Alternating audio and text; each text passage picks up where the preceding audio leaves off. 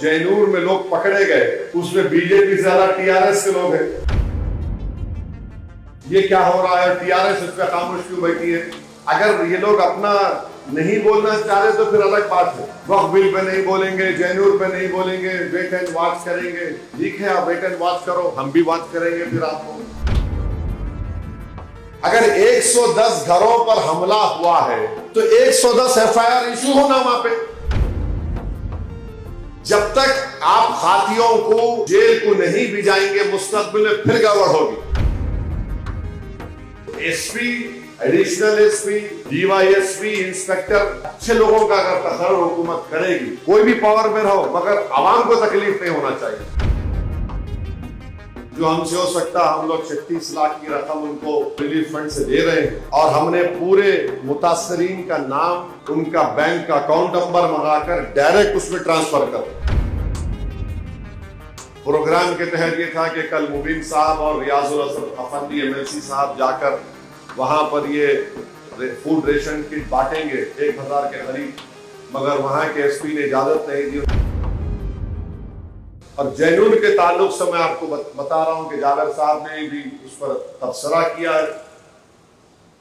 जैनूर के जिम्मेदारों ने जब मुझसे बात की, 10-15 मिनट के अंदर मैंने डीजीपी को बोला और कंटिन्यूस 2-3 घंटे तक उस दिन जब ये वहां पर हमले किए जा रहे थे एक मॉब के जरिए, मुस्लिम अक़लियत के मसाजिद को, घरों को, मोटरसाइकिल गाड़ियों को, दुकानों को निशाना बनाया जा रहा था।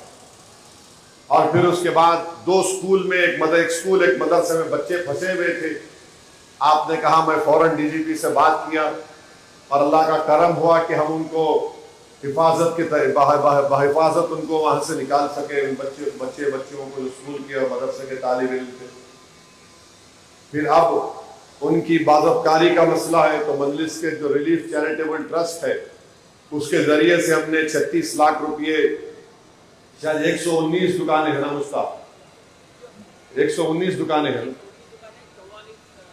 119 दुकानें, 44 दुकानें, मोटरसाइकिल है और 11 घर है। इन तमाम को हम, जो हमसे हो सकता, हम लोग 36 लाख की रकम उनको सैंक्शन के 36 लाख की रकम रिलीफ फंड से दे रहे हैं और हमने पूरे मुतासरीन का नाम, उनका बैंक का अकाउंट नंबर मंगाकर डायरेक्ट उसमें ट्रांसफर कर,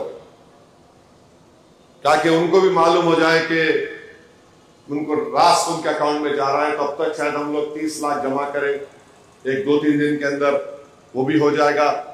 प्रोग्राम के तहत ये था कि कल मुबीन साहब और रियाजुल असद अफंदी एमएलसी साहब जाकर वहां पर ये फूड रेशन किट बांटेंगे 1000 के करीब, मगर वहां के एसपी ने इजाजत नहीं दी। उन्होंने कहा कि कल बंद मनाया जा रहा था या आज बंद मना रहे वहां पर, तो बहरहाल जो आज है तो ठीक है, हम 1-2 दिन के बाद फिर ये लोग जाएंगे।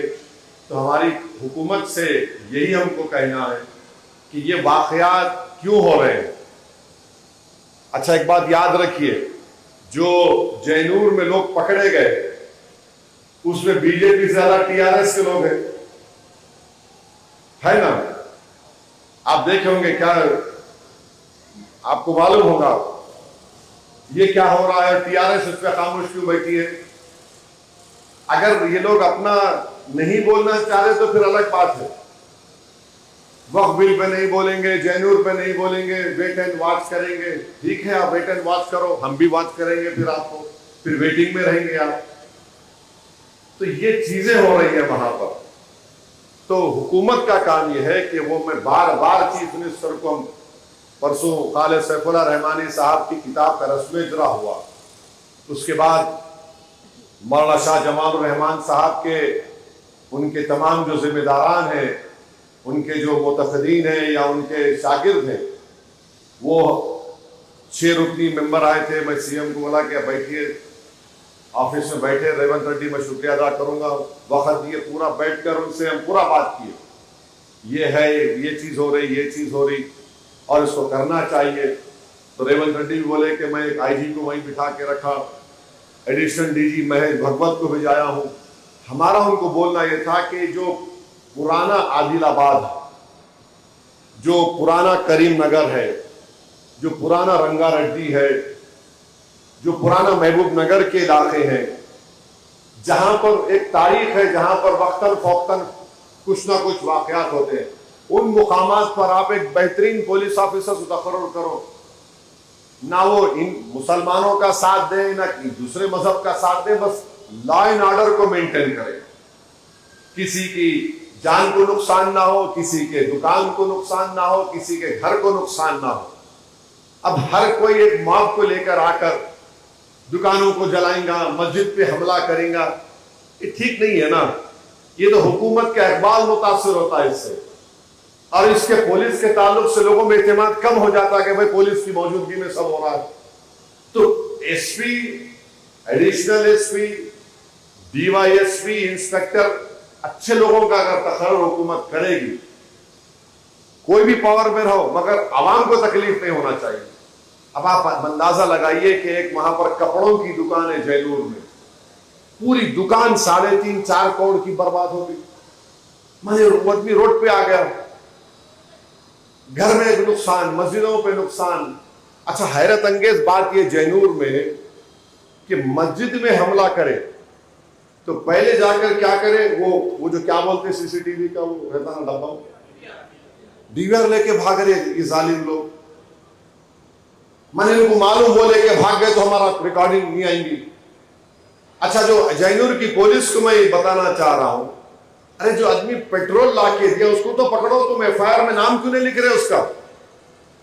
अगर 110 घरों पर हमला हुआ है तो 110 एफआईआर इशू होना वहां पे। 11 घर को नुकसान हो तो 11 घर के एफआईआर इशू होना।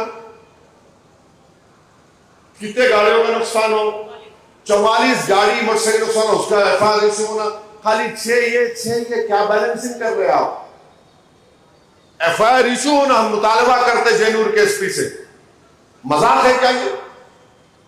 एफआईआर इशू होना। अब तो नया कानून में तो आपको एफआईआर इशू करने के लिए आपको टाइम भी दिया कि हमारे एफआईआर को इशू करो। आप जब तक आप हाथियों को जेल को नहीं भिजाएंगे, मुस्तकबिल में फिर गड़बड़ होगी। और जयनूर में तो 3-3.5 महीने से तनाव चल रहा था वहां पे। तो ये हम हुकूमत से भी मुतालबा करते हैं कि आप इसको देखें। चीफ मिनिस्टर से बहुत अच्छी मुलाकात हुई तो इन सब बातों को सुने और उन्होंने बोले कि आप फिक्र मत करिए, आप लोग जो बोले। फिर चीफ मिनिस्टर बोले कि थोड़े दिन के बाद फिर हम लोग बैठ के बात करेंगे, क्योंकि तेलंगाना की तरक्की मुतासिर होती है फसादात से, गड़बड़ से। मैंने कहा बिल्कुल, हम भी मानते हैं, हम नहीं चाहते कि किसी को भी कोई गड़बड़ हो। इसीलिए तो जब गणेश विसर्जन आया तो हम अपने इस जलसे को 1 हफ्ता पीछे कर लिए। मीलाद कमेटी के लोगों को बोले कि भाई जुलूस आप बाद में निकालिए, शहर का अमन हमारे लिए बहुत जरूरी है, तेलंगाना का अमन हमारे लिए बहुत जरूरी है। और हम बार बार हुकूमत से बोल रहे कि किसी का भी मजहबी त्योहार हो, आप रूट बनाइए, रूट पे सीसीटीवी कैमरा लगाइए। अब तो पुलिस वाले खुद अपने कपड़ों के ऊपर कैमरा लगा सकते हैं, आप फॉलो करिए उनको। जो बदमाशी कर रहा हो उसको आप केस बुक करो, उसके ऊपर आपके पास अब तो वो एविडेंस भी कोर्ट में प्रोड्यूस हो सकता है। जो नया कानून पार्लियामेंट में पास हुआ, वीडियो एविडेंस प्रूव हो सकता है, उससे इस्तेमाल कर सकते हैं आप। तो ये बातें हैं जो मैं आपके सामने अर्ज करना चाहता था।